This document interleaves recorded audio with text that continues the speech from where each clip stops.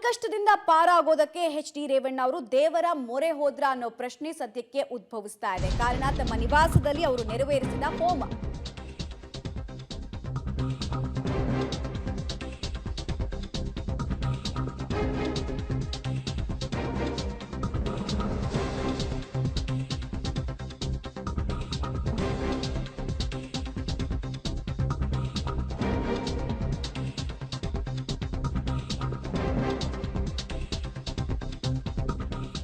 ಹೊಳೆನರಸೀಪುರದ ರೇವಣ್ಣ ಅವರ ನಿವಾಸದಲ್ಲಿ ಈ ಹೋಮ ಜರುಗಿದೆ ಅನ್ನೋದು ತಿಳಿದು ಬರ್ತಾ ಇದೆ. ಮನೆಯೊಳಗೆ ಹೋಮ ನಡೀತಾ ಇರುವಂತಹ ಒಂದಷ್ಟು ದೃಶ್ಯಾವಳಿಗಳು ಕೂಡ ಲಭ್ಯ ಆಗಿದೆ.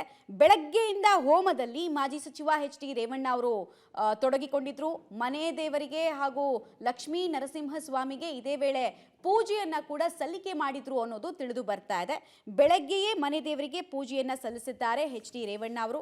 ಪ್ರಮುಖವಾಗಿ ಮನೆ ದೇವರಾದಂತಹ ದೇವೇಶ್ವರ ಹಾಗೂ ಮಾವಿನಕೆರೆ ಬೆಟ್ಟದ ರಂಗನಾಥ ಸ್ವಾಮಿ ಅವರಲ್ಲಿ ಸಂಕಲ್ಪವನ್ನ ಕೂಡ ಮಾಡಿಕೊಂಡ್ರು ಅನ್ನೋದನ್ನ ರೇವಣ್ಣ ಆಪ್ತೇಷ್ಟರು ತಿಳಿಸ್ತಾ ಇದ್ದಾರೆ. ಮನೆಯೊಳಗೆ ಆಧ್ಯಾತ್ಮಿಕ ಚಟುವಟಿಕೆಗಳು ಹಾಗೂ ಧಾರ್ಮಿಕ ವಿಧಿವಿಧಾನಗಳು ಕೆಲವೊಂದಷ್ಟು ನಡೀತಾ ಇದ್ದಿದ್ದಕ್ಕೆ ಹೋಮಕುಂಡದ ಪುರಾವೆ ಜೊತೆಗೆ ಬೆಳಗ್ಗೆಯಿಂದಲೇ ಪುರೋಹಿತರ ಆಗಮನ ಎಲ್ಲವೂ ಕೂಡ ಇದನ್ನೇ ಸೂಚಿಸ್ತಾ ಇತ್ತು. ಈಗಾಗಲೇ ಕಂಡು ಕೇಳರಿಯದ ಕಳಂಕವನ್ನ ಡಿ ರೇವಣ್ಣ ಅವರ ಕುಟುಂಬ ಅನುಭವಿಸ್ತಾ ಇದೆ. ಸೊ ಈ ಕಳಂಕದಿಂದ ಆಚೆ ಬರಬೇಕು ಅಂತ ಹೇಳಿದ್ರೆ ಕೆಲವೊಂದ್ಸಲ ದೇವರೇ ಕೈ ಹಿಡಿಬೇಕಾಗತ್ತೆ, ದೇವರೇ ಎಲ್ಲವನ್ನ ನೋಡ್ಕೊಳ್ಬೇಕಾಗತ್ತೆ ಅನ್ನೋ ಒಂದು ನಂಬಿಕೆ ಕೂಡ ಇರುತ್ತೆ. ಯಾರು ತಪ್ಪು ಯಾರು ಸರಿ ಅನ್ನೋದಕ್ಕಿಂತ ಹೆಚ್ಚಾಗಿ ದೇವರ ಮೇಲೆ ನಿರೀಕ್ಷೆಯ ಭಾರವನ್ನ ಹಾಕೊಂಡು ಸಂಕಲ್ಪವನ್ನ ಮಾಡಿರೋದು, ಹೋಮ ಹವನದಲ್ಲಿ ತೊಡಗಿರೋದು ಕಂಡು ಬರ್ತಾ ಇತ್ತು ಹೊಳೆನರಸೀಪುರದ ನಿವಾಸದಲ್ಲಿ. ಡಿ ರೇವಣ್ಣ ನಮ್ಮೆಲ್ಲರಿಗೂ ಗೊತ್ತಿರೋ ಹಾಗೆ ಸ್ವಲ್ಪ ಆಧ್ಯಾತ್ಮಿಕ ವಿಚಾರ ಹಾಗೂ ದೇವರ ವಿಚಾರದಲ್ಲಿ ತುಸು ಹೆಚ್ಚಾಗಿ ನಂಬಿಕೆ ಇಟ್ಕೊಂಡಂತಹ ವ್ಯಕ್ತಿ. ಲಾಸ್ಟ್ ಒಂದು 6-7 ದಿನದಿಂದ ತಲೆ ತಗ್ಗಿಸುವಂತಹ ಘಟನೆ ಆಗಿದೆ. ಸೊ ಈ ಘಟನೆಯಿಂದ ಆಚೆ ಬರಬೇಕು, ಶ್ರೀರಕ್ಷೆ ಬೇಕು ಅಂತ ಹೇಳಿದ್ರೆ ಅದು ದೇವರಿಂದ ಮಾತ್ರ ಸಾಧ್ಯ ಅನ್ನೋ ನಂಬಿಕೆನೋ ಏನೋ ಗೊತ್ತಿಲ್ಲ. ಆದರೆ ಹೋಮ ಹವನದಲ್ಲಿ ಮಾತ್ರ ಕುಟುಂಬ ತೊಡಗಿಕೊಂಡಿದೆ. ಒಂದ್ ಕಡೆಗೆ SIT ವಿಚಾರಣೆಯ ತೂಗುಗತ್ತಿ ಕೂಡ ಅವರ ಮೇಲೆ ನೇತಾಡ್ತಾ ಇದೆ. 24 ಗಂಟೆ ಒಳಗೆ ನೀವು ನಮ್ಮ ಮುಂದೆ ಹಾಜರಾಗಬೇಕು ಅಂತ ಹೇಳಿದ್ದಾರೆ. ಡೀಟೇಲ್ಸ್ ಕೊಡ್ತಾರೆ. ನೇರ ಸಂಪರ್ಕದಲ್ಲಿ ಜಾಯ್ನ್ ಆಗ್ತಾ ಇದ್ದಾರೆ ಶಶಿಧರ್. ಎಷ್ಟೋ ತನಕ ಈ ಹೋಮ ನಡೀತು, ಆಮೇಲೆ ಯಾವ ಹೋಮ ಇದು ಅನ್ನೋದ್ರ ಬಗ್ಗೆ ಏನಾದರೂ ಮಾಹಿತಿ ಇತ್ತಾ? ಜೊತೆಗೆ ಯಾರೆಲ್ಲ ಪಾಲ್ಗೊಂಡಿದ್ರು ಹೋಮದಲ್ಲಿ?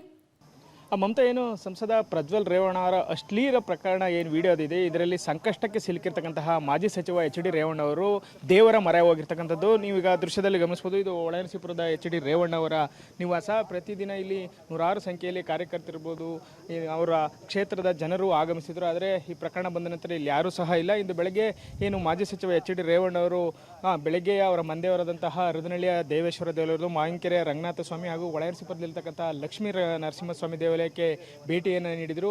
ಆ ನಂತರದಲ್ಲಿ ಅವರು ಹೊಳೆನರಸೀಪುರದ ನಿವಾಸಕ್ಕೆ ಒಳಗೆ ಹೋಗಿ ಅಲ್ಲಿ ಪೂಜಾ ಹೋಮ ಹವನಗಳನ್ನು ನಡೆಸ್ತಾ ಇರತಕ್ಕಂಥದ್ದು. ಆದರೆ ಯಾರಿಗೂ ಸಹ ಈಗ ಪ್ರವೇಶ ಇಲ್ಲದಂತೆ ಎಲ್ಲ ಗೇಟ್ಗಳನ್ನು ಸಹ ಬಂದ್ ಮಾಡಾಗಲೇ ರೇವಣ್ಣ ಅವರಿಗೆ ದೇವರ ಮೇಲೆ ಅತಿ ಹೆಚ್ಚಿನ ನಂಬಿಕೆ ಇರತಕ್ಕಂಥದ್ದು. ಪ್ರತಿದಿನವರು ರಾಹುಕಾಲ ಗುಳಿಕಾಲ ಯಮಗಂಡಿ ಎಲ್ಲವನ್ನೂ ನೋಡಿ ಸಹ ಅವ್ರು ಯಾವುದೇ ಕೆಲಸ ಮಾಡಬೇಕಾದ್ರೂ ಮಾಡ್ತಿದ್ರು. ಆದರೆ ಈಗ ಅವರು ನಾಳೆ SIT ವಿಚಾರಣೆಗೆ ಹಾಜರಾಗಬೇಕು ಅಂತ ಸಂಕಷ್ಟ ಎದುರಾಗಿದೆ. ಇಂತಹ ಸಂದರ್ಭದಲ್ಲೂ ಸಹ ಅವರು ಮನೆಯಲ್ಲಿ ಹೋಮ ಹವನವನ್ನು ಮಾಡೋ ಮೂಲಕ ದೇವರ ಮೊರೆ ಹೋಗಿರ್ತಕ್ಕಂಥದ್ದು.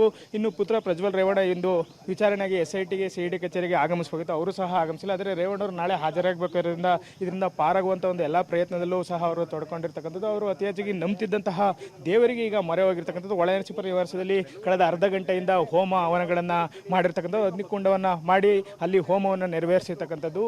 ಇದಾದ ಬಳಿಕ ಅವರು ಬೆಂಗಾವಲು ವಾಹನಗಳನ್ನು ಪಕ್ಕದಲ್ಲಿ ನಿಲ್ಲಿಸಿದರೆ, ಇದಾದ ಬಳಿಕ ಅವರು ಬೆಂಗಳೂರಿಗೆ ತೆರಳುವಂಥ ಒಂದು ಮಾಹಿತಿ ಇರ್ತಕ್ಕಂಥದ್ದು. ನಾಳೆ SIT ವಿಚಾರಣೆಗೆ ಅವರು ಹಾಜರಾಗಬೇಕು. ಅಷ್ಟರೊಳಗೆ ಏನಾದರೂ ನ್ಯಾಯಾಲಯದ ಮೊರೆ ಹೋಗ್ತಾರೆ ಅನ್ನೋದು ಕಾದ್ ನೋಡ್ಬೇಕಾಗಿದೆ ಮಮತಾ. ಓಕೆ ಶಶಿಧರ್, ಹಾಗೆ ಸಂಪರ್ಕದಲ್ಲಿರಿ, ಮತ್ತೆ ವಾಪಸ್ ಬರ್ತೀವಿ. ಸದ್ಯಕ್ಕೆ ನೀವು ಡಿ ರೇವಣ್ಣ ನಿವಾಸದ ಒಳಗೆ ಹೋಮಕುಂಡದ ನಿರ್ಮಾಣ ಜೊತೆಗೆ ಅಲ್ಲಿ ಹೋಮ ನೆರವೇರ್ತಾ ಇರುವಂತಹ ಸಂದರ್ಭದ ಒಂದಷ್ಟು ದೃಶ್ಯಾವಳಿಗಳನ್ನು ಕೂಡ ಪಬ್ಲಿಕ್ ಟಿವಿ ಆಕ್ಸೆಸ್ ಮಾಡಿದೆ.